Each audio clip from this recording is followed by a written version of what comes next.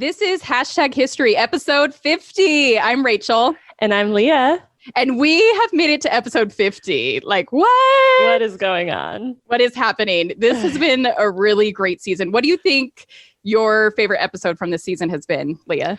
Ooh, probably Pocahontas and John Smith. I really loved that one, too. It's tough for me to say because we had so many great episodes this season. I keep going back to the Joe Louis episode. That was a good one too. And then I also really loved our American Indian boarding schools episode just because we received so much feedback from listeners that was really great, and unfortunately learning of the continued, ramifications of that dark chapter in history that still exists today. Yeah, for sure. Yes. But we have really, really, really exciting news this week for our half-century episode. I am beyond ecstatic to announce that we are joined today by two of our all-time favorite podcasters. We have as our guests on this super extra special season finale episode, Allie and Katie from HERstory on the Rocks. Hello. You have to say it right, though. It's HERstory on the Rocks. There you go. And you know what? Something else that's funny is, like, as I was kind of putting together our little script, I generally write people's names as, like, alphabetical, Allie and Katie, but you ladies don't say it that way on the podcast, right? Normally, I think, Katie, you introduce yourself first. Yeah. Mm-hmm. So even as I was, and I was like hearing it in my head, like, that doesn't sound right. No, yeah, I've been married to her brother for so long that it's always been Jake and Allie. Oh, yeah. Sir and Allie. So then it just became Katie and Allie. Yeah. Well, there's also a show called Kate and Allie. So it just Is flows. there really? Yeah, from the 80s, yeah. Oh my God, that's fantastic. Yeah, Jane Curtin from SNL. Oh my God. So I think between our podcast and your guys' podcast, we run in a lot of the same circles for our listeners. But for anyone that doesn't know your show, we know that if they like ours, they would love yours. So can you tell us a little bit more about your podcast and where people can find you? Sure. So HERstory on the Rocks is a women's history podcast where we basically pick a woman each week, the two of us, and I tell a story. I make Allie a cocktail themed about that woman. And then we take a break. Allie makes a cocktail for me, tells me about that woman, and then we talk about them, and hijinks ensue because we are very drunk. And we always like to say that we are not professional historians, that we're professional drinkers. Mm-hmm. And something that is a big add-on to our show is that we appreciate doing fictional women. And I think that a lot of strictly female-based female history podcasts don't always include the fictional aspect, which is so important to female history. So I think that's an important add-on that we always love. Yeah. Yeah, that is a super unique thing. And I remember the first time I listened to one of your episodes about a fictional woman, I was like, how the heck are they going to cover this? And they end up being so fascinating. I didn't think I would be that interested in learning about Minnie Mouse, but I guess I was. So that one was a stretch. That was a hard one to research.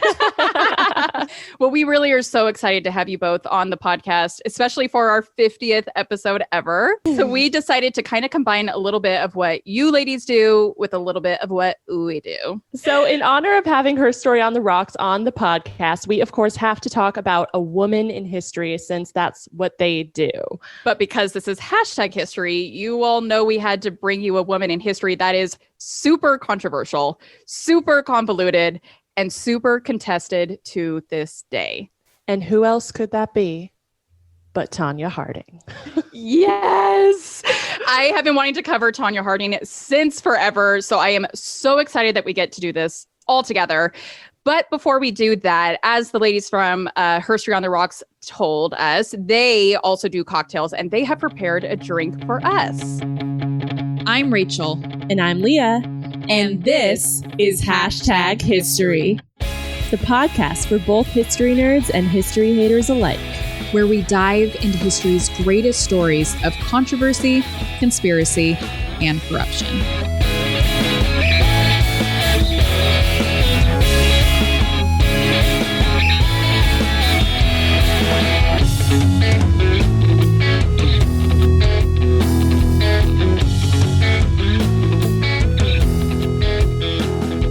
So this is a cocktail called On Thin Ice.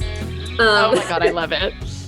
So it's 1.5 ounces of tequila, 1 ounce of blueberry liqueur, juice from half a lemon, and then a 1/2 ounce of vanilla simple syrup, or just simple syrup and vanilla extract if you don't have vanilla simple syrup. That's what I did.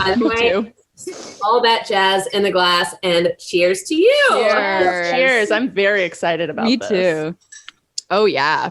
That's good. The vanilla is really strong and very, very good. Yeah. It's funny. It's because of the lemon, though. We didn't realize we took a sip before the lemon was in and then added the lemon, and you could taste the vanilla even more. Really? Oh, really? Yeah. Mm-hmm. Leah, do you want to tell them how I fucked up the cocktail recipe? Yeah. So when she wrote in a document or in a text to me the ingredients that you guys gave to her, and in it she transposed 1 ounce of blueberry liqueur to 10 ounces of blueberry liqueur, and I was like, "That's a cup. That's more than a cup. That's a cup of liqueur. I don't think that's right." And so I was like texting her really quickly, like, "Oh my God, don't do 10 ounces. That was my bad." Yeah, it really blueberry liqueur ever. And it didn't even register for me like that 10 ounces was a lot until I was like, I don't have a glass big enough for this. So anyway, so thank you so much for the cocktail. And before you ladies get started, I know one thing that you do on your podcast is a little segment that I love where you describe what the woman looks like that you are covering. Yes, we do. So because obviously this is an audio format, and the thing that people love to do when they're listening to podcasts is polish their car. Yeah. We always have some sort of thing that our listeners are doing that makes it just impossible for them to Google. So right, their hands are just a mess. Just busy. They're covered in honey. Waxing on, waxing off. They just got a manicure. Their nails are all wet. Exactly. Too much. Because we can't trust our listeners to Google things, we like to describe what the women look like. We say we like to get a little physical. Sometimes better than others. Love it. Terrible. That was really bad.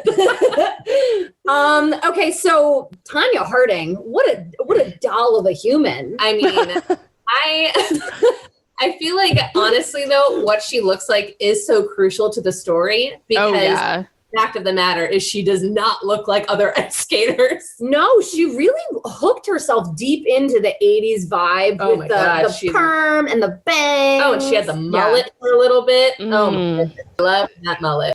So much of her story, and I know we'll get into this more later, but so much of her story, regardless of how you feel about her, is like the unfairness of the way she was treated based on how she looked versus the other ladies she competed with. Mm-hmm. Yeah. Because you have Tonya Harding out there. She's wearing maybe a little bit more garish, unsubtle makeup than other people. She has her hair teased a little differently. She's typically out there in homemade skating outfits.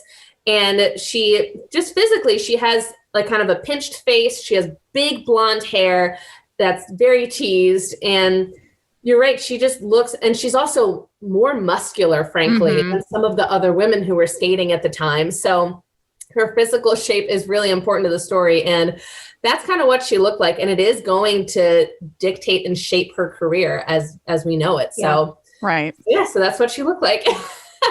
Heavily impacted by her looks. Yeah. Right. I mean, as most women are through history, which is why we love to talk about it. Very true.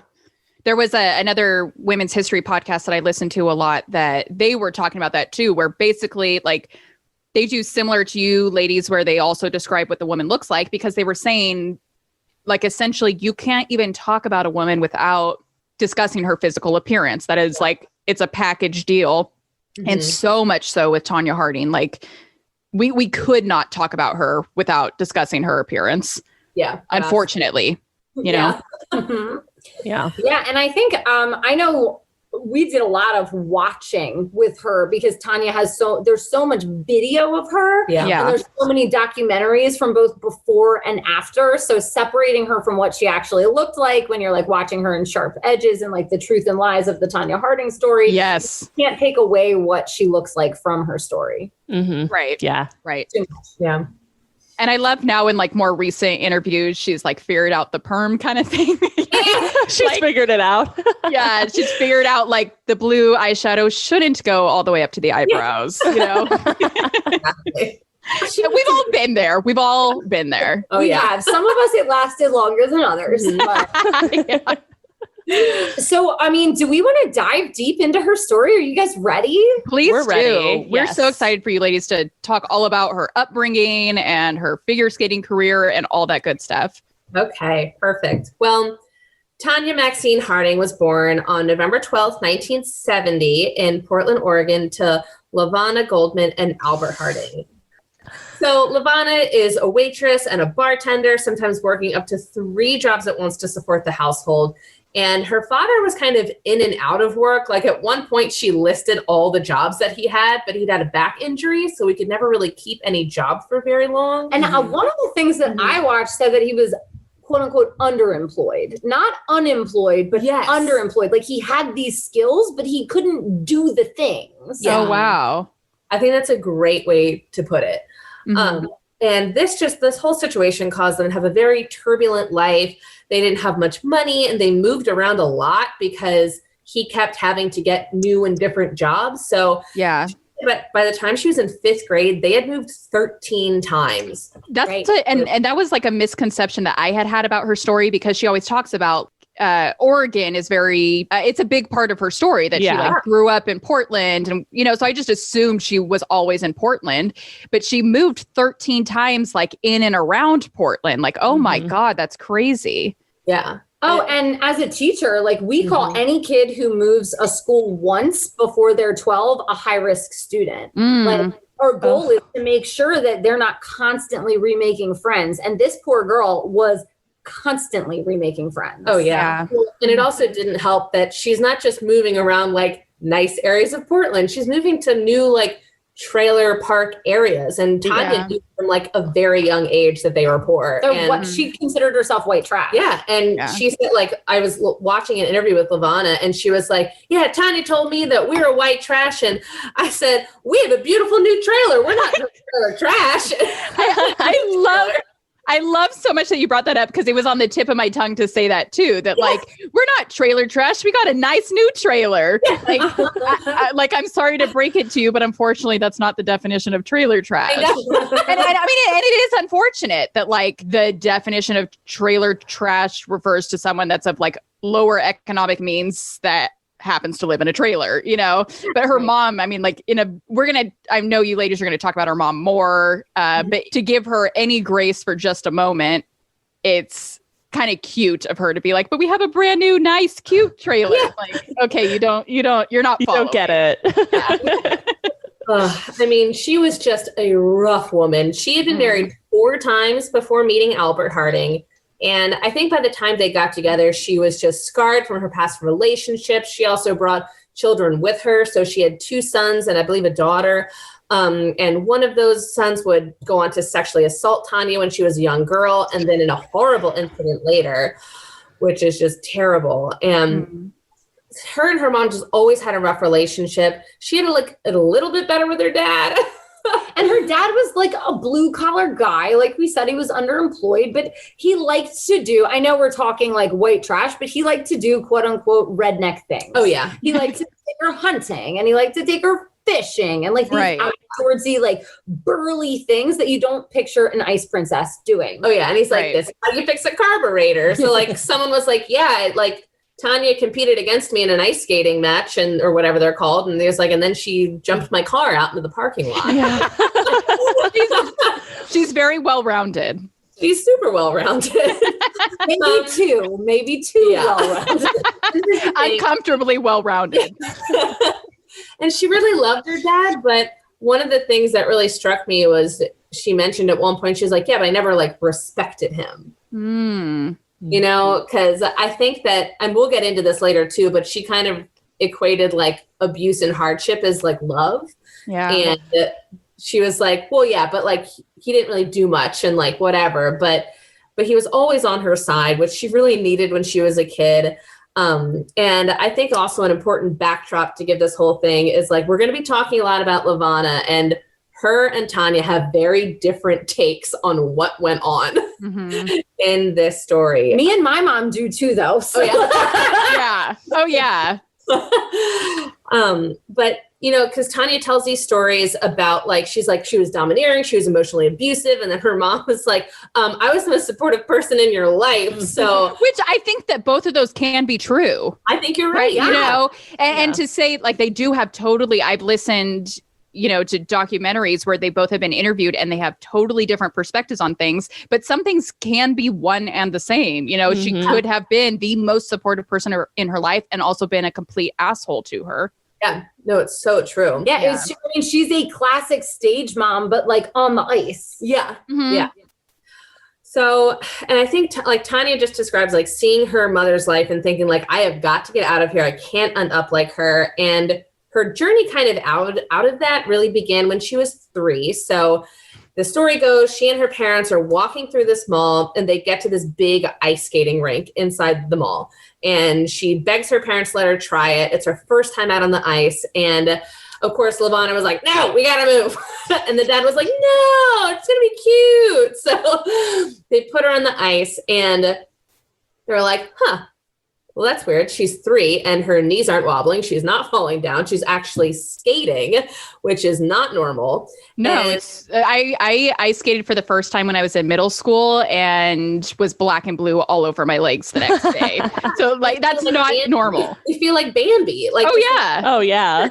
Legs. Or I guess Bambi had legs. Just Wobbly legs. Know how to use them. Bambi had a skunk and a rabbit, but no legs. But that's insanely impressive. I mean, look at like roller skating where you have 4 wheels that are pretty balanced. And even at 3 years old, you're still, I mean, shoot, if I were to go skating right now, I'd be holding onto the wall. But at 3 years old, you're definitely holding onto the wall, or you're holding a little like little cart thing that you can hold on to. That's on 4 skates. We're talking on a blade at 3 years old. That is insanely impressive. And also, like, people in Oregon weren't big skaters in Portland. This was not like an area where people trained athletes. So it's like she's going on the ice and she's like doing circles around people at like 3. Yeah. That was one thing I had heard exactly that Portland is not exactly an ice skating capital. And so most of these ice rinks where people would train were in the middle of malls. You know, like that's where the ice skating rink was. Yeah, it's so crazy. So, I mean, Levana saw it and then she's like, and like, apparently Tonya, that's all she talked about. She's like, I want to skate. So then she's like, all right, well, let's find you somebody. And there, again, it's not a skating town. So there's one person and that is Diane Rawling. And Diane didn't normally coach children. So Levana took her and she's like, you will coach her.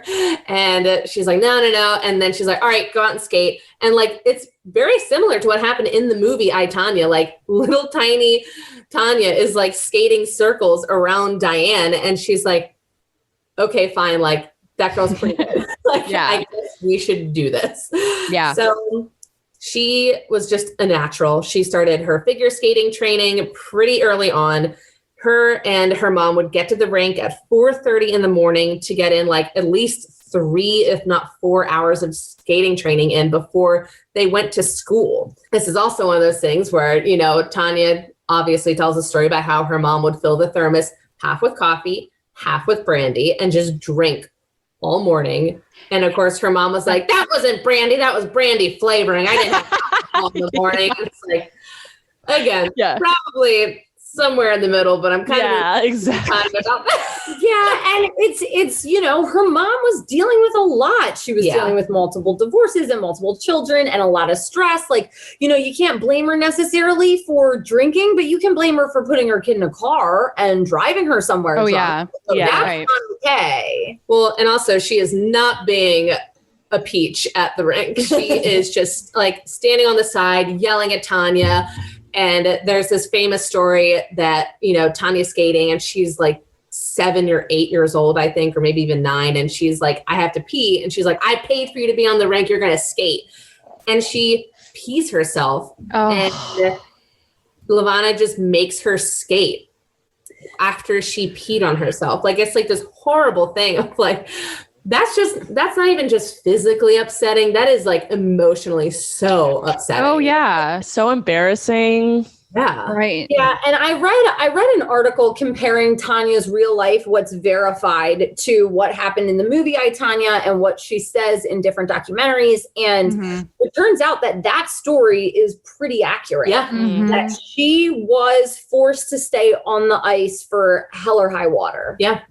It's one of those things, like, it's really upsetting, the things that did end up being true. Like, you know, Tanya's like, my mom would beat me with a hairbrush, and then cut to an interview with someone who was like, yeah, I walked in on her mom beating her with a hairbrush. And like, so it's not just Tonya saying this. And there's one parent who, or like another kid who walked in, and Levana slapped Tonya so hard that she like was thrown off of the chair that she was in. My God.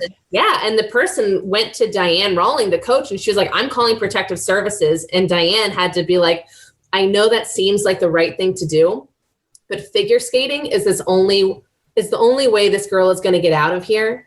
So if you call Child Protective Services, she's never going to skate again, and she'll never have a clear way out. So she's like, I know maybe it's not the right decision, but like, it was not the right decision. No. So that's such a tough thing. Like, I'm sure, Allie, you're familiar with this being a teacher. And I know, like, Leah and I have we've teached. I'm feeling the cocktail.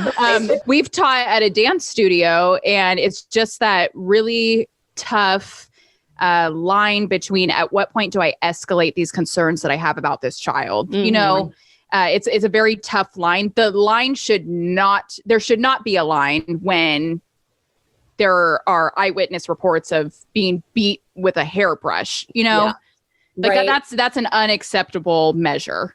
Yeah, it's weird because there is a level of like the mom not understanding embarrassment. Like the mom had gotten to a point where like shame wasn't a thing anymore. I'm not ashamed of who I am. You shouldn't be ashamed of who you are. Wear your ice skating costume to school for your picture so we can use the clothes and the picture for two things. Yeah. Right. Fine, do it. Whatever. I get like, that. Pee on the ice. No one's going to care about that in 10 years. But yeah, the physical abuse. And I mean, that can all be counted as emotional trauma, but like the physical abuse that people were witnessing and privy to and not doing anything about is a massive issue. Yeah. Right. Absolutely. But in Levana's mind and in the coach's mind and pretty much in everybody's mind, like skating was the key to her success. And like one of the unfortunate parts is that Levana thought that her judgment and her criticism was also key to Tonya's success. She was like, she would do nothing without it.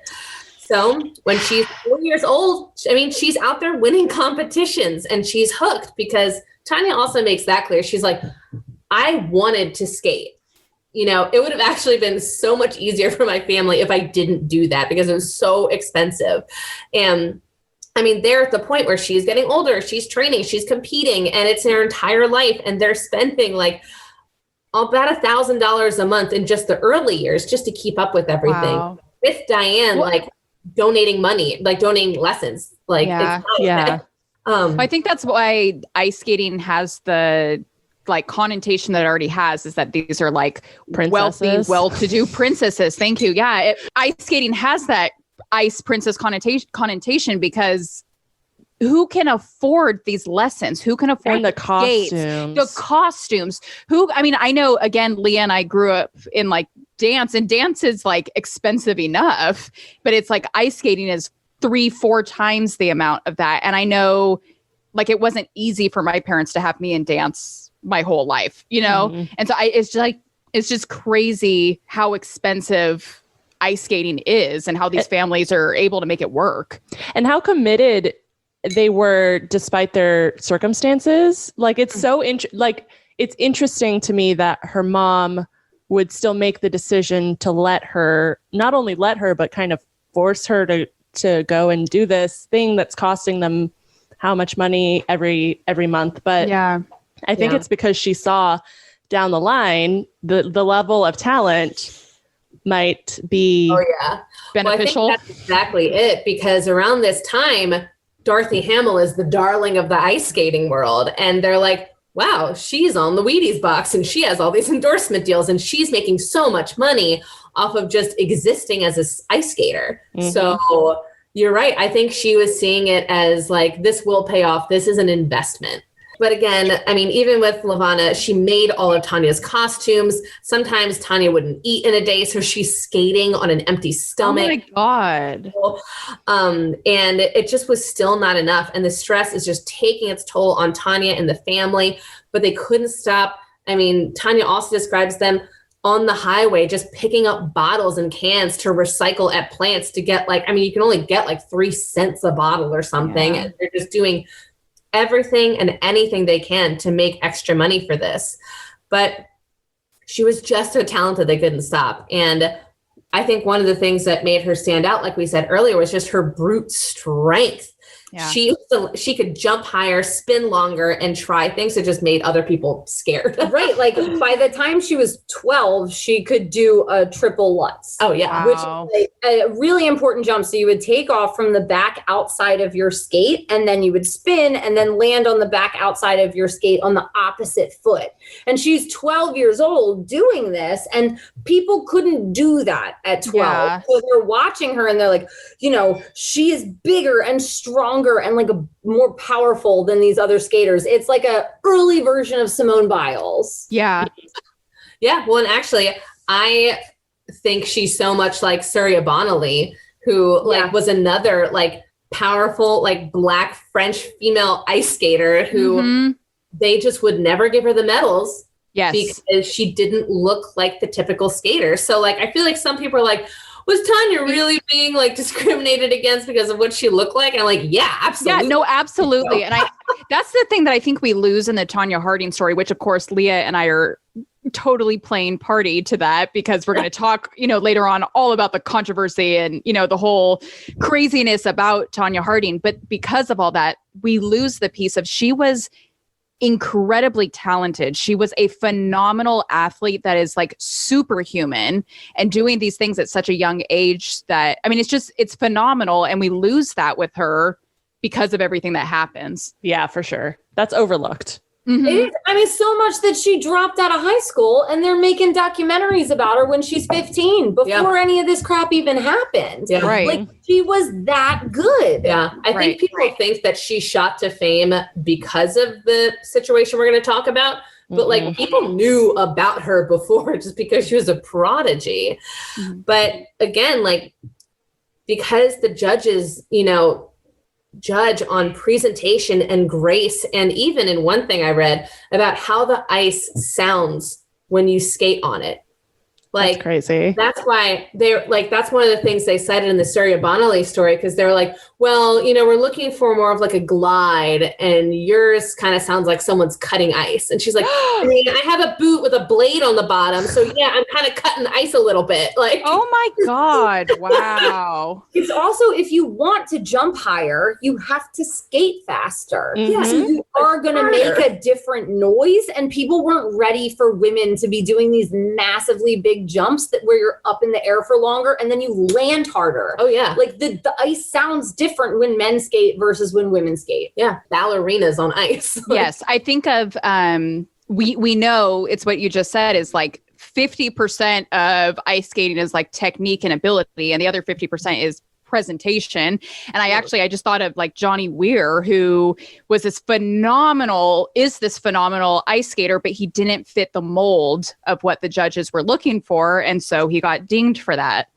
Yeah. And he was being too feminine, they thought. Right. Exactly. I'm just being too masculine. It's you can't win. I just want to skate. You can't win. Yeah. Now that she's getting older, she is actually really starting to compete in some big name tournaments. So in 1986, she placed 6th in the U.S. National Championships at the age of 15. And I feel like we've all probably seen that scene where she calls her mom and she's like, I got 6th place. And she's like, yeah, but you didn't win. And you missed your combination. You skated terribly. And she hangs up the phone and she's like, huh. Wow, my mom's pretty terrible, isn't she? Documentary maker. And the lady's like, I can't imagine being there for that. You're on film. And that's in Sharp Edges. And Sharp Edges is what Margot Robbie watched over and over again when she's preparing for the film I, Tonya. Mm-hmm. And it's just she deadpans the camera and is just what a bitch. What a bitch. Yeah. Immediately. And it's just funny to watch this teenager, because you think when in I, Tonya, when Tonya Harding's breaking the third wall, or the fourth wall, there is no third wall. Well, it is, but it's when she's breaking the fourth wall, like, you think that's a made up actress trick. It's not. Tonya Harding did that throughout a documentary when she was 15. Yeah. Well, I think we can all say, regardless of our relationship with our mom, whether it's a good one or a bad one, fortunately, I have a good one with my mom, but regardless of your relationship with your mom is one of your most important people. And what she says matters. And what your mom says versus what a friend says is totally different. What your mom says matters, and you feel it, and it can then hurt the most if she's being a bitch, you know? Yeah. For sure. Yeah, absolutely. But also, like, this is how Levana thought that she was going to skate better. And I even heard some stories that she paid people to say mean things to Tonya before she would go out on the ice. Oh my gosh, that's so terrible. It's horrible. She's a monster. And every time I hear that, I always just wonder, did she ever actually try the alternative? You know, like, she seems like she got some reward from treating her like an ass, and, you know, she skated better then. Did you ever attempt to do the opposite by encouraging her, supporting her, uplifting her, and seeing if that also worked? Yeah, Probably not. Positive reinforcement. So I'm also going to put a little caveat. She's in a lot of competitions right now. I did not write down the exact name of all of them, so we're going to do a little bit of an overview. Yeah, but there's tons of them. There's so many. But basically, after she placed 6th, then she went to Skate America, and she kills it, and she gets 2nd place. Wow. And she's like, okay, I might actually be able to make it to the Olympics. But as usual with Tonya, her home life affects her skating so much. And it's this year that she gets 2nd in Skate America that her mom just brings home this guy, and she's like, I'm leaving your father and going with this guy, so you better find somewhere to live because I don't want you. Oh my God. Straight up, like, you can live with him, you can live in a pile of trash. Like, I just don't care. Just figure it out. So she moves in with her dad. And you would kind of think that this would be on a positive note, but, you know, it's not working out, and she loses her focus. She always loses her focus, and she even drops out of high school to kind of try and regain it. But then this is around the time her stepbrother comes back, and he tries to rape her, and he ends up getting arrested, which is good. It's actually, but it's a really horrible event, and it's a weird situation because she was actually preparing for her first date with Jeff. Yeah, who, like, wow, all this is happening. Who's like another abusive figure in her life. But Yeah. she's like preparing for this date, and her brother just comes in and like attacks her, pretty much trying to kiss her, and she has a curling iron and like burns him to try to get away while she's curling her hair, and he comes after her. Unfortunately, she can get to the neighbor's house to call the police. Yeah. But it's like, that is not an event you need to be happening. And her mom on interviews is sure this didn't happen. Yeah. She says Tonya has a flair for the dramatics. Yep. Wow. Yep. This is all happening. She's trying to prep to potentially be in the Olympics. And then things really take a bad turn. Her dad announces that he got a job in Idaho, and he's like, I'm moving. Do you want to come with me? And she's like, I can't quit right now. Like, I need to try to get to the Olympics. So she has to move in with her mom. Oh, and her 6th husband at this wow. point. And it's just terrible. She's spending as much time she can at the rink, but she also can't afford to be there. So she's like working at the ice skating rink just to get time to skate.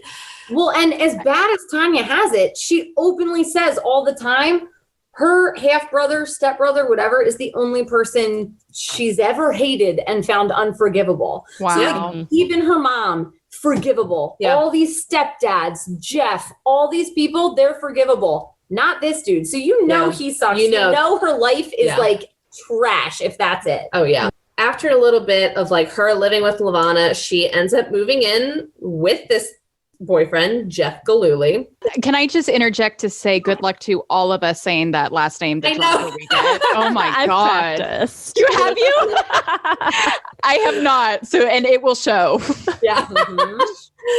And it basically means that she just traded one abuser for the next because Jeff is not a nice guy. And like, she tells you like he was abusing me, like it was not okay.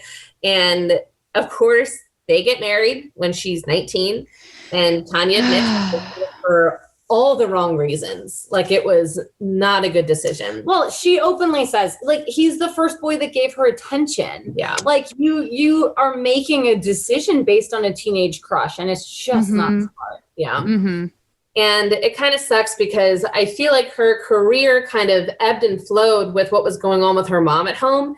And now it's going to start to do the same thing with what's going on with Jeff at home. Yeah.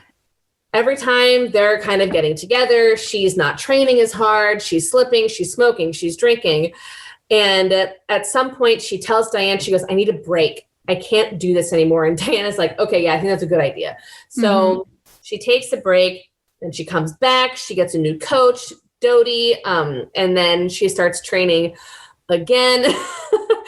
She gets her shit together. She weighs like 98 pounds, but she's bench pressing, whatever you call it, 110. Oh my God. I know. She's like a beast at this point. But Jeff never leaves her alone. He's at every training, every practice, everything she does. He's sitting there watching her like a cash cow. That's a problem. There's a difference between having a very, very supportive partner. Thank you. Yeah, exactly. Having a super supportive partner and having a stalker. Oh, yeah. Absolutely. And again, she's still in these competitions, still getting low marks because of how she looks. And she's like, all right, if the Olympics is really what I want to do, then I have to bring my A game. I have to do something no one else is doing. I have to land a triple axel. An unbelievably difficult ice skating move because I didn't realize what all went into it. I don't know anything about ice skating, but like apparently like on this one, like normally they can use their toe pick to kind of shoot themselves into the air. But this one, you have to do it from a flat blade, which is basically like just no momentum. It's unbelievable. And then you've got to do the 3 rotations and then you land on one leg. You can't land on the 2. Yeah. Yeah. And again, I feel like I'm bringing up a lot of dance references, which is how Leah and I met, was through our dance studio. So I'm bringing up lots of references, but I see parallels between like getting a nice plie before you jump up into the air versus coming from a completely neutral position. I mean, it's nearly impossible. And there's actually something called an axel in dance, and you just do one. There's no triple, and it's very difficult. Right. Yeah. So she's trying to do 3 on ice again. It's absolutely crazy. So she's working hard towards it, and in 1991. Are we ready for this part? We're ready. Let's do. I mean, she did a lot of competitions. Yeah. We can't. We're not going to list them all. Nobody wants. 3rd, 5th, 2nd, 1st, whatever. She won a lot of stuff. So we're in 1991. She is 20 years old, and which is old already. For figure skating and Olympics, right? And all of that crazy stuff. So she's 20 years old. She is in this incredible blue ice skating figure outfit, and everybody knows that the 3rd move in her routine is going to be the triple axel. And people are waiting with bated breath. Most people quit. Most people go up for a double and come down. Yeah. And everybody's waiting, and she goes for it, and she nails it. Oh. And you can tell, I mean, she's skating away, and she's like, yes! She's like, I don't care how many points for this. I'm so excited. Well, and the truth and lies of Tonya Harding, I think they put it the best. Well, they freeze frame it. So if anybody who's listening wants to watch it, you should absolutely watch that. And then you hear the announcer say, oh, good girl. And it's like the sweetest thing. And some of the people commenting on it were like, how often did Tonya hear somebody say, good girl, good for you? And that was just crushing for me because I was like, oh my God, I say that to my dog and nobody is saying it to poor Tonya Harding. Right. No, even now, just talking about it, I get goosebumps because I've watched that segment on YouTube like 100 times. And I mean, it is in all the interviews, more recent interviews I've heard from her, it is like the moment of her life. That was the moment that changed her life. And you just see it on her face. And again, like you said, the like judge or commentator saying, good girl. They in Truth and Lies, the documentary, they say like perhaps she heard him say that, and that's part of her glee in that moment, because she probably had never ever heard those words before in her life. Yeah. So, I mean, she's stoked. She becomes the second woman ever to land a triple axel in a competition. And the first American woman. The first is a Japanese figure skater.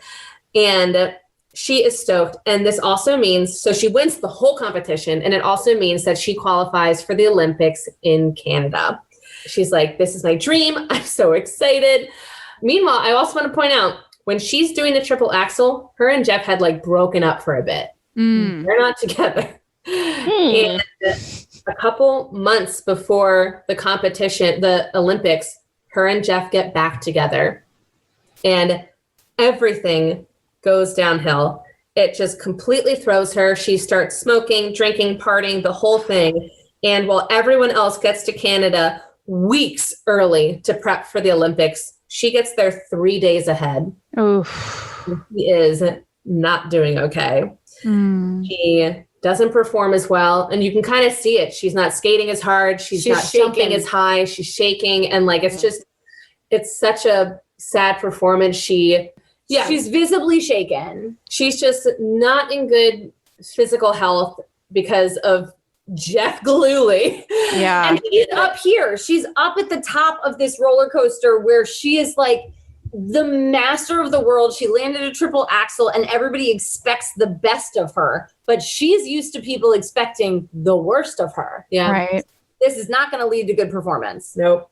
So she misses the triple axel. I think she gets like 4th place. She doesn't medal and she's devastated. Then she gets the news that the Olympics is changing. They have decided to, instead of doing summer and winter in the same year every 4 years, they're going to switch off and do winter winter and summer every 2 years. Yes. And she realizes, she's like, oh my God, I have another chance and soon. So I've really got to get my act together. And it's also really worth noting that in the Olympics, if you don't win the gold in figure skating, people don't ever really know your name. Yeah. So she was really far back. And the bronze medal in 1992 was Nancy Kerrigan. Yeah. So she finished 1 place ahead of her and bumped her out of the medal stand. Got it. I didn't actually know that. Yeah, it is a very bitter situation, and I think it obviously affects choices that happen later. Puff, puff, wink, wink. Hint, hint, yeah. So, I mean, if you're okay with it, we're going to leave her just dangling there. The end of the 1992 Canada Olympics. Because she had given up ice skating. She was done. Yeah. Because you can't go another 4 years. You can't be 25. Right. Yeah. Skating in the Olympics. You're done. But you could be 22.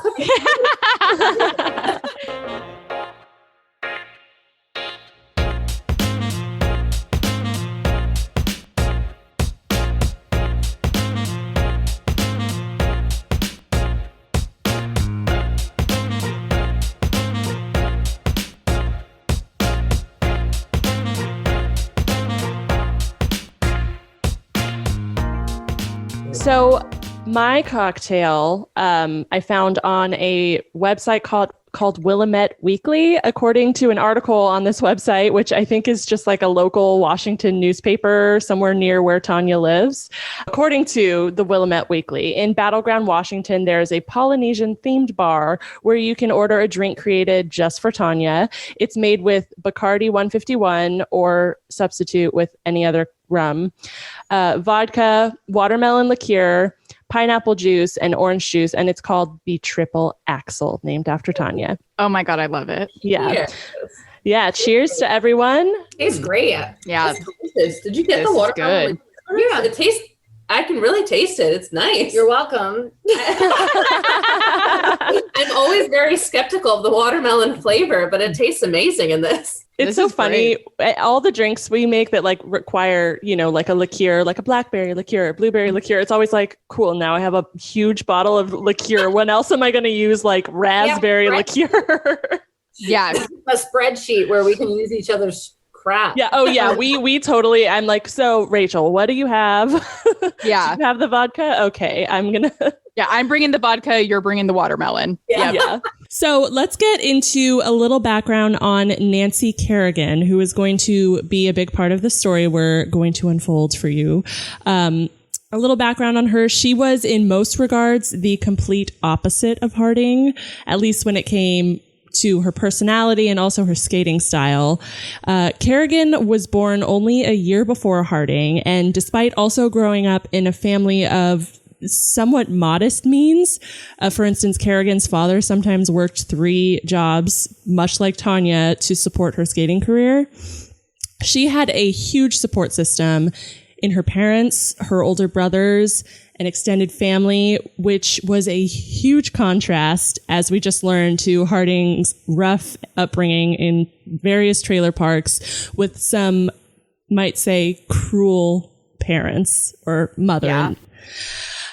Also, in contrast to Harding, Kerrigan's public image was one of a well-brought-up, middle-class, clean, kind young woman.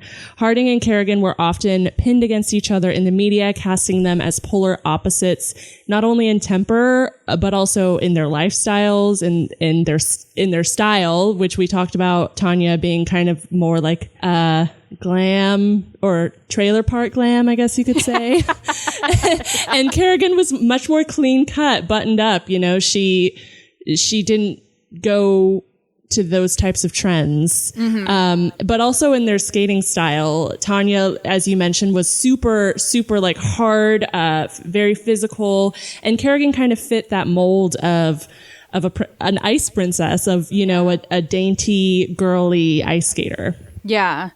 I feel like it's like Tanya's like has her bedazzler and she's like, this looks nice. Yeah. Nancy Kerrigan, who I heard somewhere that like Vera Wang was designing her ice cream. Yes. Yeah. So if you look down, it's polar opposites. She looked ethereal. Yeah, absolutely. Just the way that she used her body, which I mean, they were pushing Tonya into dance lessons to try to get her some sort of grace. And like Nancy Kerrigan just had it in spades. Yeah. And then, like you said, in her skating style, we know Tonya was this athletic, very athletic, and she could do these amazing twists and turns on the ice. And Nancy Kerrigan's like signature move, I don't know what I'm talking about because I don't know ice skating, but it was the really beautiful like long movement where, yes, she has the arm up and she's holding her like back leg up behind her. That was like her signature move, and it was just super dainty and beautiful. And so, yeah, down to their skating style was completely different. Mm-hmm. Yep. Okay, so now let's get to the juicy stuff. It's January 6th, 1994, and Kerrigan was at the Cobo Arena in Detroit practicing for the U.S. Championships. And I was 8 being a badass. There was media there that day filming her as she was rehearsing, and there is footage of her as she was exiting the rink. She was kind of walking through these like curtains that head out to the hallway. And so once she passed through those curtains, the cameras couldn't see her anymore. She also had her coaches with her that day, but they had stopped several yards behind her to chit chat with someone that they hadn't seen in a while. And that's when we get this iconic, tragic, legendary scene. I've actually uploaded a link here to the scene so that the 4 of us can view it together, and then we will include the audio of it in this episode so that our listeners can hear this along with us. It's awful. Oh, geez, listen to her. I've seen it like a million times, but it's still... Why? I don't know, some hard black stick. Something really, really hard. Help me. We're going to get you Ugh, that's terrible. Yeah. The why is... why? Which, I mean, it's true. I understand and we'll get into all of it, but I understand it's their their livelihood, and it's everything to Tonya and to Nancy, but at the same time, it's like, it's a sport. Like, and it sucks that somebody did this over, a sport, just a competition. It's so stupid. Yeah. Yeah, no, absolutely. I think just if we look at it, put all of the stuff that we know is about to happen aside, how terrifying and how horrific is that to be a young woman at a rehearsal, just walking to fucking get to your car or whatever, and someone comes up to you and hits you. Yeah, I mean, that's terrifying. Yeah, and I think sometimes people are like, oh, I think the mindset is that she knew immediately the situation, but like, honestly, being a young woman who's being attacked in a dark hallway, that probably wasn't where her first thought was of like, oh, she's trying to bump me out of the Olympics. It was probably like, absolutely. I am about to be physically assaulted. Yeah. Like, your thought just immediately goes there. And and the part that gets me is she's there and she's saying why. And then she goes, help me. Cause like, I'm sure it just feels like as a person who's been physically attacked, like by a stranger, like it sucks. And you don't know what's going on. And like, it's the most confusing thing in the world because you've never been in that situation before. So, and then to have all these cameras in your face. And there were people with her and they didn't see it. So they're placing her skates like she fell or like something's wrong with her ankle. Like, and they're saying, what happened? And nobody said, this guy hit her in the knee. Like, she's not going to be able to skate tomorrow. Like her knee is busted. That was like, I always, as a kid, was under the impression, I think it was her shins when I was a little kid. Yeah. We're going to get into that a little bit. Exactly where. Yeah. But it's also important to note the outfit that she was wearing in that incident. If anyone wants to jump in and kind of say what outfit she was wearing, because it's going to come up later. It was white and lacy like an angel. Yeah. White and lacy like an angel. That's fantastic. Yeah. That's going to come up later. So just remember that. Okay. So we've kind of already alluded to it, but what the heck happened? After Kerrigan passed through those curtains, a large man with a baton struck her on the right leg before taking off. We would later learn that this man actually intended to break her right knee, the leg that she landed all of her jumps on, but missed and left her instead with a horrible bruise on her thigh. As the man was attempting to get away, he found that the glass door that he was going to use to exit was locked. So instead of striking it with the baton that he already had in his hand, question mark, he used his head to break the glass door. I didn't know this. Yeah. And then after he gets through the glass door, there's a car outside with a getaway driver waiting for him. So I mentioned those few things, like the fact that he missed his target of her knee and the fact that he used his head to break a glass door on purpose, because as we will learn, her attacker and this whole plan in general was totally and completely incompetent. But regardless of that, we now have an American athlete that has been horrifically and intentionally harmed. Her father carried her off to her dressing room, and the footage of her crying, why, would be broadcast around the world. It didn't take long for people to suspect that Tonya Harding had something to do with Kerrigan's assault. At the end of the day, who had anything to gain from Kerrigan being injured but Harding? Kerrigan was, and had been for a long time, Harding's #1 competitor. If Kerrigan could not compete in the U.S. championships, it could also mean that she would not be representing the United States in the Olympics, and that slot would likely go to Harding instead. And whoever did commit this assault got their way, because although Kerrigan fortunately did not suffer from any broken bones, the bruising and swelling in her leg and knee did mean that she had to withdraw from the championships that were set for the following night. Harding would go on to win first place at the championships. Before I continue, I would like to say, Leah, you and I need to stop doing these guest episodes this way where our guests go first, because by the second half, I'm drunk. Now that we're in the second half, I'm like, oh my God, we need to change this format. Okay. But don't worry, we were also drunk. We did our whole full episode before we started tonight. Oh my God, you guys recorded tonight? Oh my gosh. Wow. Oh my God. We're we're plastered. We're really holding it together here. But I'm like, it's like fall in Baltimore and I'm like sweating. Yeah. I'm insanely impressed though, because you ladies pulled it off very well. I would never have guessed. That was very well done. Wow. Definitely professional drinkers. Okay. Within days of the attack, Harding was being questioned by the FBI and was being interviewed by the media. And it didn't take authorities long to unravel what was going on. If we rewind by a couple of weeks, we know that Harding's technically ex-husband, although they were living together at this time and were referring to each other at this time as husband and wife, reached out to a buddy of his named Sean Eckhart and essentially told Eckhart that they needed to figure out a way to eliminate Kerrigan from the competition. In turn, Eckhart reached out to a hitman, Shane Stant, and his uncle, Derek Smith, and they devised a plan to injure Kerrigan's landing leg to remove her as a competitor for the price of $6,500. And there's a major paper trail of all of this. Stant checked into a Super 8 motel with his own name near the Cobo Hall skating rink just 2 days before he attacked her. The first thing that sucks is the lack of girls supporting girls thing that they're not doing. And the second thing that sucks is that society almost immediately assumed Tonya, because people automatically assume girls are catty. Yeah. Yeah. And, well, you trained us this way. Yeah. Yeah.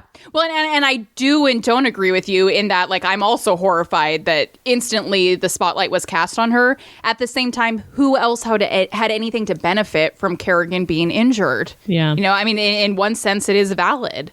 Yeah. In addition to that paper trail where Stant checked himself with his own name into a Super 8 motel near where Kerrigan was injured, the Sean Eckhart guy, he began standing in as a bodyguard for Harding at this exact same time and was going around and bragging that he had been involved in the assault. Like I said earlier, the whole thing was totally and completely incompetent. The level of stupidity is just shocking. Truly shocking. His car like every 15 minutes or something. Yes. Every half an hour. I mean, true incompetence here. Just 1 day after the attack, the deputy police chief of Detroit received an anonymous call confirming that Gillooly and Eckhart had been involved. See, you got Gillooly. It's fine. Thanks. I was nervous leading up to it. So now we're going to go into more of the guilty pleas and admissions of Gillooly and Eckhart, and their sentencing. So an FBI investigation was quickly launched after all this took place, looking into Harding's bodyguard, since he was going around bragging that he assaulted Kerrigan. And then also her husband, Gillooly. And only 5 days after the attack, so not even a full week, on January 11th, Eckhart confessed to his involvement in the attack to the FBI and incriminated... Can we get to Breonna Taylor, please? It only took 5 days. God. I know. Sorry, go ahead. No. You have to be a white person. You have to be popular. Right. Yeah. Thank you for calling that out. That was excellent. Yeah. Yeah. So he confessed to his involvement in the attack and then incriminated Stant, Gillooly, and then Smith, who was the driver of the getaway car. On January 15th, Gillooly surrendered himself to the FBI, and on January 27th, he implicated during his confession that Tonya was not only aware of the attack, but helped plan it. Tonya was allowed to participate in the Winter Olympics because at the time she was adamantly denying her involvement, and little to no evidence at the time could be found against her. We'll get into the Olympics shortly, but just know that evidence against her was piling up. Seriously. Like Leah mentioned, Gillooly said that Harding had known about the attack all along. In her initial interview with the FBI, which lasted approximately 10 hours, she initially was adamant that Gillooly had nothing to do with the attack, but then a few hours into the interview, she changed her story and said she knew he was involved. In a formal press conference that she made on January 27th, 1994, Harding read off of a prepared speech and admitted the following: "I had no prior knowledge of the planned assault on Nancy Kerrigan. I am responsible, however, for failing to report things I learned about the assault when I returned home from nationals. She essentially admitted that she was aware that there was some kind of plot going on, but didn't know anything beyond that. She also continued to contend that her failure to report that information to authorities was not a crime, that she did not in any way violate the standards expected of an Olympic athlete, and therefore should be allowed to compete. Because, of course, at this time, the U.S. Olympic Committee was deliberating whether to keep Harding on the American women's ice skating team. In response to these deliberations, Harding sued the U.S. Olympic Committee $20 million. Oh my God. 20 million. 20 mil. And in response to that lawsuit, the committee chose to keep Harding on the team since she hadn't technically been charged with a crime. Yeah. Kerrigan, who had been working her ass off in physical therapy to recover, had also been selected alongside Harding to represent the USA in the Olympics. So this next part gets me ooh, the drama. I'm so excited. The girl drama? Yes. So now we've made it to the 1994 Winter Olympics in Norway. Prior to the performances, the skaters were all given time on the ice for a practice session. The date was February 17th, 1994, and this was the first time that Harding and Kerrigan had seen each other since the assault.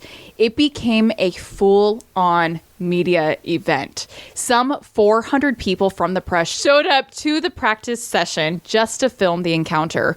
The two women ended up completely ignoring each other on the ice, although there were a few pictures snapped that day that, well, I'll have all of you describe these pictures. Yes. All right, let's describe this one. She wore the same thing. Is she intimidating? Yes. So Kerrigan's wearing that same angelic white lace skating outfit that she was attacked in. Yes. Tonya Harding is kind of skating past her in like a very dark colored outfit, kind of side-eyeing her. Yes. I feel like her face is saying, please don't look at me. Oh, God, do not look at me. Yeah. Very nervous. Yeah. Yeah, I think she looks very nervous and very uncomfortable. Literally, so we're on, I just moved on to picture number 2, and literally they're more actively skating now. And again, the face is just please, God, don't let anything happen on Tonya's face. It's just please don't look at me. Yeah. And props to Nancy for being I'm not worried about you. Tonya looks very worried about Nancy. Yeah, it's true. Kerrigan, I just clicked on the third picture and Kerrigan is smiling, kind of, she looks fine. And Tonya looks like she's going to cry. Yeah. The difference in their outfits, the difference in their builds. When you put them so close together, it just becomes so striking. I don't know. Yeah, I completely agree. They look very different. And then, same thing that Harding is very much side-eyeing Kerrigan in a very awkward and uncomfortable manner. And then you ladies did also notice what Kerrigan was wearing. She was wearing the same skating costume the day of the practice session that she had been wearing the day of her attack. And Kerrigan later admitted that this was intentional. Her favorite outfit. I think she did say it was empowering for her, and the piece of it that was empowering for her was the humor in it. That's what she said. She said, humor is empowering. That's why I wore this outfit. I mean, take your story back. Women have to do that all the time after assault. Rewrite your own story, and sometimes that means putting on the thing that you were most scared of. Right. Yeah. Totally. Mm-hmm. When Harding and Kerrigan competed on February 25th, 48.5 million people tuned in. This is, to this day, the top-rated program in Olympic history. I think I read somewhere, too, that, and you might get into this, Rachel, but that, after this whole thing happened, ice skating became, the number 2 viewed sport after football in the United States. Oh, my God. Oh, yeah. Because it was the girl drama here is electrifying. And I know for myself now, if I'm watching the Winter Olympics, it's ice skating and that's it. That's going to be it. You're not into the, what is it? Curling? Curling? Nope. I'm going to. The luge is terrifying. But yeah, I mean, if I'm going to watch the Winter Olympics, it's the like speed skating and the figure skating, and that's going to be it for me. I mean, it was fun for a while when Tiger Woods was dating Lindsey Vonn. That was right. Oh, that's yeah, true. Snowboard. Yeah. That's actually true. For the few moments when they were dating, I watched Lindsey Vonn. Yeah. That is true. So sports is literally called skeleton, and I feel like that's not a good start. No, that is all bad. I don't even know what that is. Thing. What is that? Like the opposite of luge. It's luge, but you're the opposite way. Solo luge, but no, it's like the opposite. Oh, you're just on like a open sled or something. Yeah, instead of down. Open sled. Right. You're penguining it all the way down. You could never in a million years convince me. Ever, ever, ever. Ever. So all these millions of people, they're tuning in to watch Harding and Kerrigan perform. Harding had an awful performance from start to finish. When her name was called, she did not immediately report to the ice. Instead, there's a camera that was filming the little hallway area where the skaters walked out from, and it showed Harding sitting on a bench, surrounded by her team, super flustered as she messed with her shoes. She was warned that if she didn't get out on the ice ASAP, she would be disqualified, so she got out there quickly and began to perform. But shortly after she began, she stopped, started to cry, and skated over to the judge's table, where she whipped her leg onto the table to show that the lace on her skates was broken and that she couldn't perform like that. It's such an iconic picture that, of course, I had to include this in the episode. Feel free to describe what is happening in this picture. So she is staring at her skate, mouth agape. Truly, her mouth is like if you were to draw a cartoon character, the full upside down U shape. Yeah. I mean, she looks like a jack-o'-lantern. Like, yeah. And I love that she like just whipped her skate up, up onto the platform or whatever to show the judge. She's like trying to show the judges her ice skate to prove to them that it's broken, and that's why she had to stop. And I just love that. That's such like an ice skater or dancer thing to just be like, here, like just like whip your leg up. That's a great point. Yeah. And it's so like when if the listeners have seen I, Tonya, they do side by sides of Margot next to her, and she does this scene perfectly. Flawlessly. Yeah. She's fantastic. I love her. Yes. The judges allowed Harding to restart, but it didn't help. She would end up in 8th place. Kerrigan went out and kicked ass, but also did not win gold, although many people believe she should have. The gold medal would go on to 16-year-old Oksana Baul from Ukraine. Say that again. Baul? Baul from Ukraine. I think I say her name again later. I'm going to need your help again, Leah. Okay. I got you. Thanks. I'll just pause and look at you.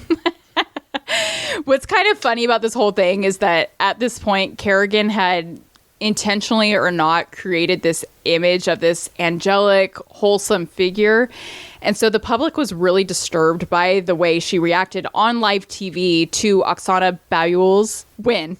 When Baul was taking a while to get out to the floor for the medal ceremony because she wanted to touch up her makeup, Kerrigan was caught on live TV complaining, "Oh, come on. So she's going to get out here and cry again? What's the difference?" Oh, yes. I didn't know that story. Yeah. And this is not really related to the Olympics, but in a continuation of the public being disappointed to learn that Kerrigan is, I don't know, human. Right. A few weeks after the Olympics, Kerrigan was participating in a parade at Disney World and was caught by a microphone saying, "This is so corny. This is so dumb. I hate it. This is the most corny thing I've ever done." And that's coming from an ice skater. Yeah. The best part about this, you can watch it on YouTube now. The best part is she's saying all these things about like, "Oh my God, this is the worst. This is so stupid." She's saying it to someone in a Mickey Mouse costume. Like on a parade float. That's awesome. I mean, and she looks 1,000,000,000% miserable. So, and I'm not excusing her, but because I mean, come on, have a little decorum. But yeah, she's a human being, and it's just she was like elevated to this pedestal that's not realistic. And so anytime she expressed any kind of human emotion, people were like, the public was very disturbed by it and alarmed. Yeah. Okay. So what were the legal consequences after the fallout, right? Due to the evidence that, as I said, was mounting against Tonya, on March 16th, Harding entered into a plea agreement pleading guilty to conspiracy to hinder prosecution. And as part of this bargain agreement, she could not be charged with anything more than that. Wow. Yeah. 5 days after her plea agreement on March 21st, 1994, a Portland grand jury issued an indictment stating there was evidence that Harding participated in the attack plot.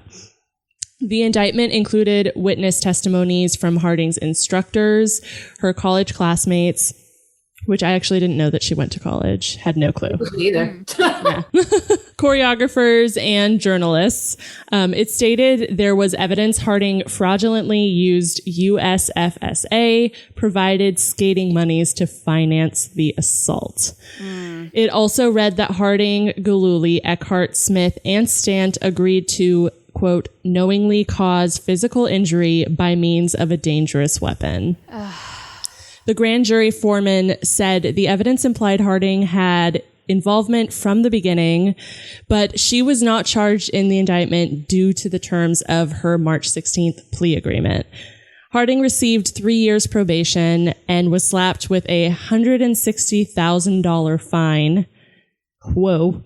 Community service, a mandatory psych evaluation, which I found very interesting. Yeah. And some other super fun stuff, which I won't go into.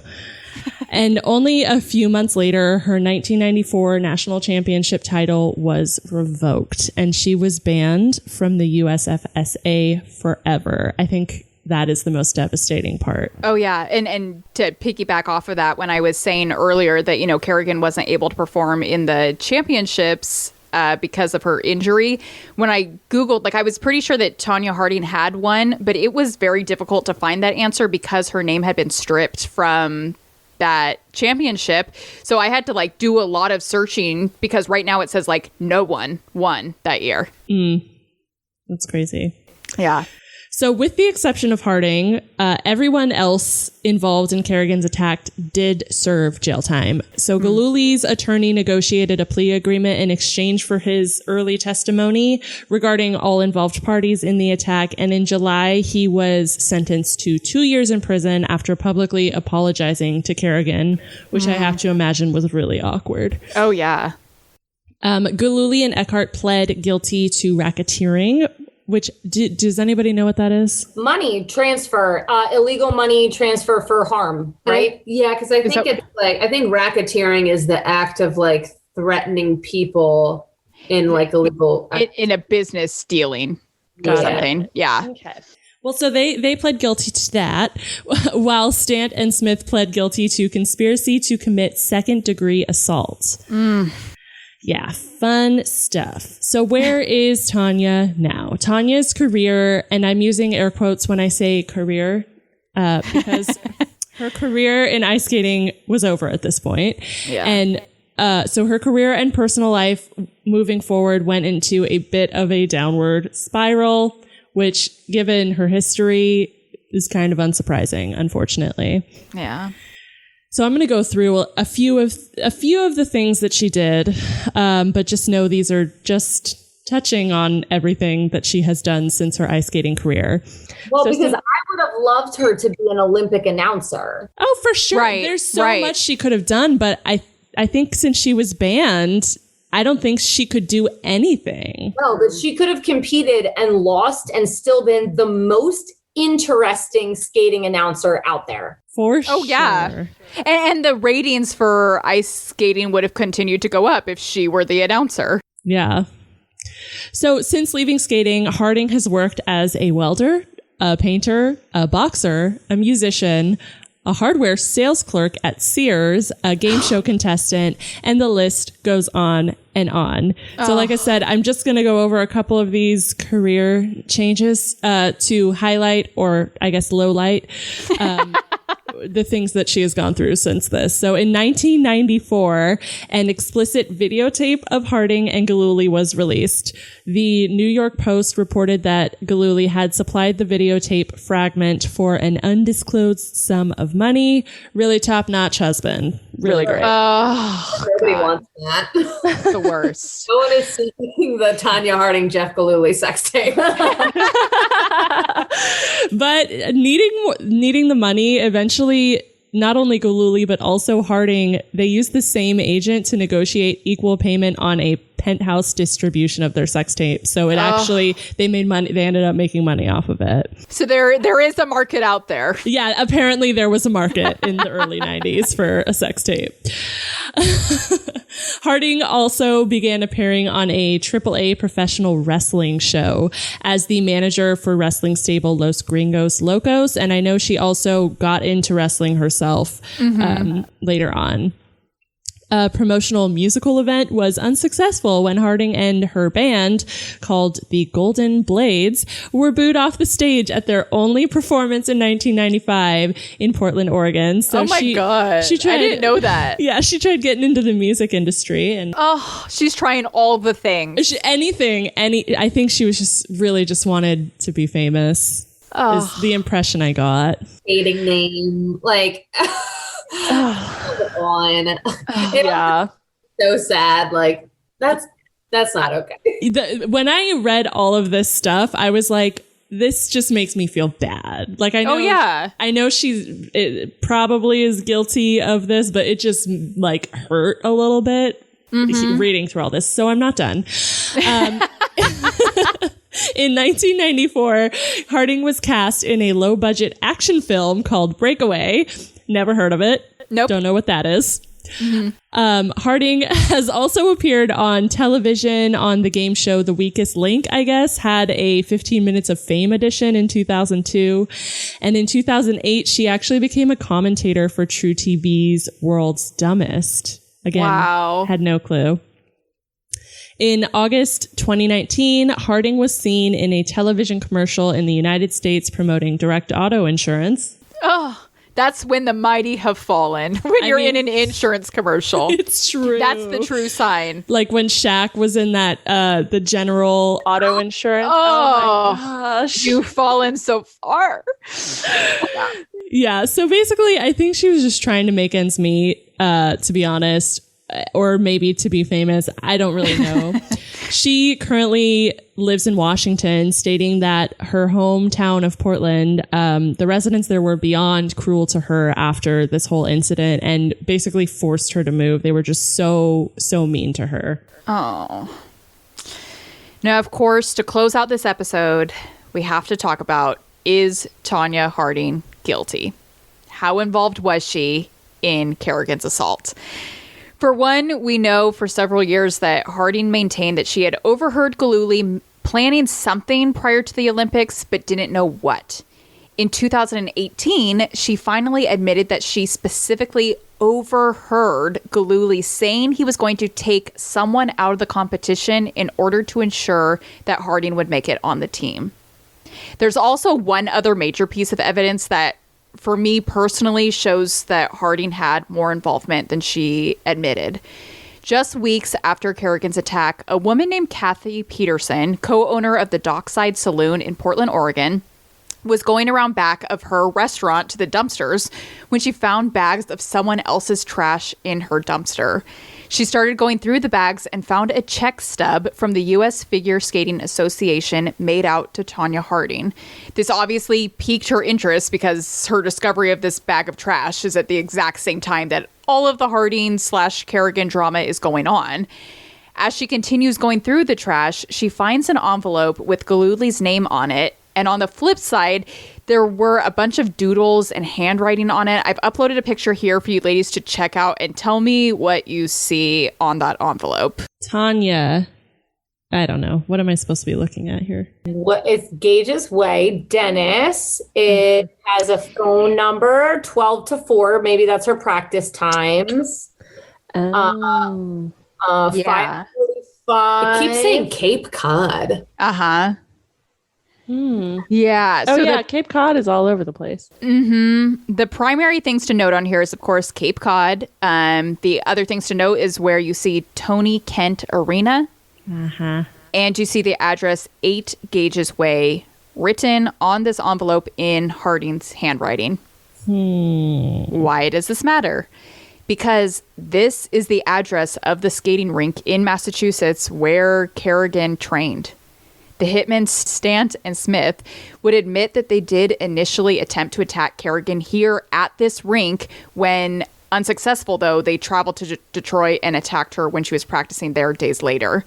Handwriting experts have concluded that that handwriting was indeed Tonya's, although she denies this to this day. Additionally, Harding did admit to investigators that she had called the Tony Kent Arena to learn what Kerrigan's practice schedule was. So, this is open discussion. Any thoughts?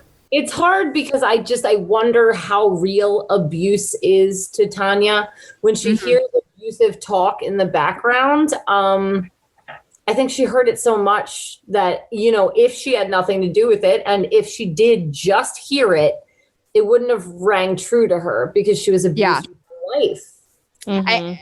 Again, it's like similar to earlier. I agree and disagree in that. Totally agree that she was probably very familiar with checking out certain elements of conversation.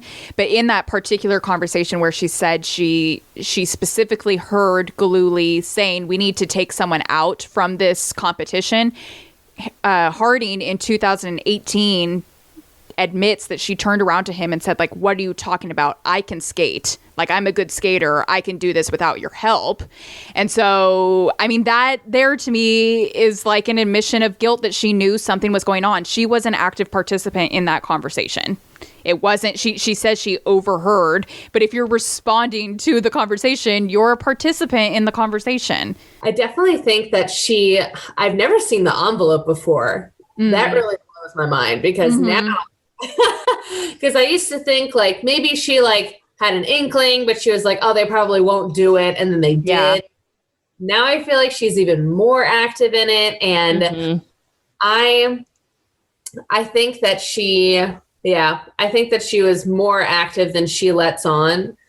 But I also don't think that she expected, I don't know if she expected it to be as big of a deal again, because like we're saying like, she was like, oh, like violence happens. Like, there was this saddest interview where she was like, well, my mom beats me and she loves me, and Jeff beats me and he loves me. And it was like, oh my God. Like, so I think to her, it was like, yeah, people get hurt and they get over it. I don't know, really expecting it for like the FBI to get involved.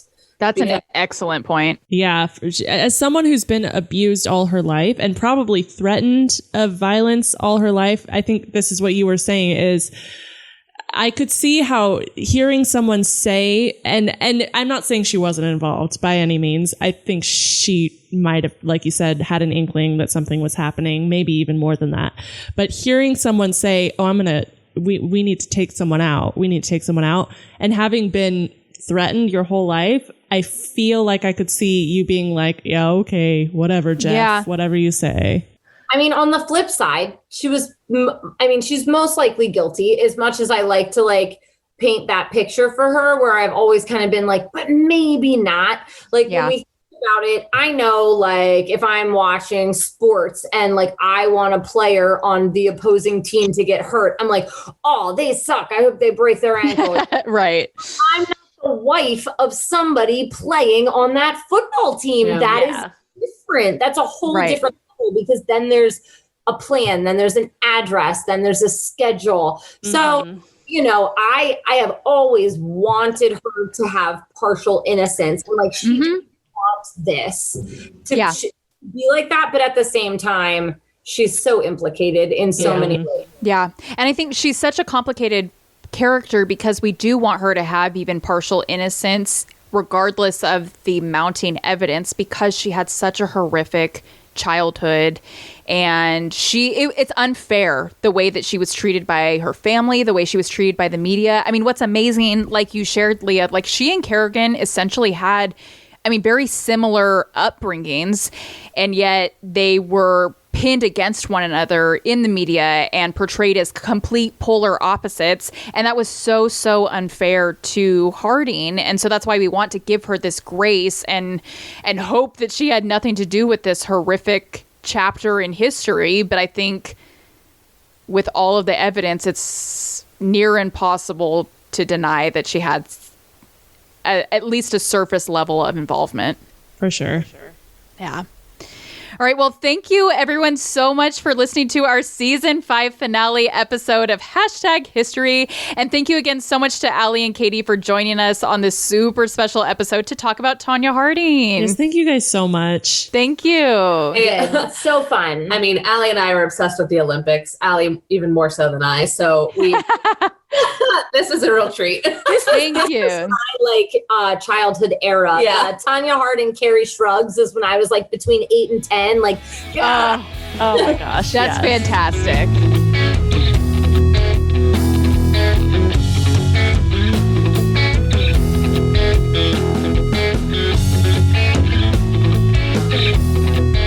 As our #history listeners know, we will share the pictures that we discussed in this episode on our Instagram. And then all sources used to put together this episode can be found on our website. If you enjoyed the episode, do us a favor and subscribe to #history on whatever podcast platform you use. Share it with a friend and give us a rate and review. And Allie and Katie, go ahead and remind all our listeners where they can find your podcast. Great.